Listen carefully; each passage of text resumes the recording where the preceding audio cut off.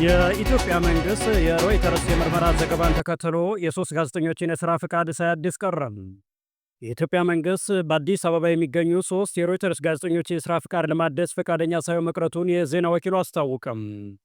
በተጨማሪም የዜና ወኪሉ 39ኛውን የአፍሪካ ህብረት መሪዎች ጉባኤ እንዲዘግብ የሰጠውን ፈቃድ መነጠርቁንም ገልጿል።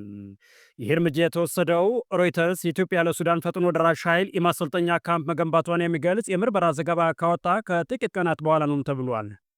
የኢትዮጵያ መንግሥት ለውሳኔው እስካሁን ይፋዊ ማብራሪያ አልሰጠም። የሮይተርስ ቃል አቀባይ ለአዲስ ስታንዳርድ በሰጡት በጽሑፍ የሰፈረ ምላሽ የኢትዮጵያ መንግሥት የሦስቱን ጋዜጠኞች ሥራ ፍቃድ ለማደስ ፈቃደኛ አለመሆኑና የህብረቱ ጉባኤ እንዲዘግብ የተሰጠውን ፈቃድ መነጠቁንም አረጋግጠዋል።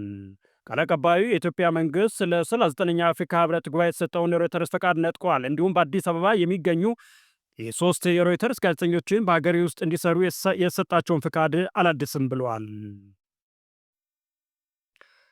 የፌዴራል መንግስቱ ዳግም ወረራ ለመፈጸም ኃይል እያስጠጋ ነው ሲሉም ዶክተር ደብረጽዮን ገብረ ሚካኤል ገለጹም። የህወሓት ሊቀመንበር ዶክተር ደብረጽዮን ገብረ ሚካኤል የፌዴራል መንግስቱ የፕሪቶሪያውን የሰላም ስምምነት በመጣስ ወረራ ለመፈጸም የጦር ኃይልና መሳሪያ ወደ ትግራይ ድንበር እያስጠጋ ነው አሉ።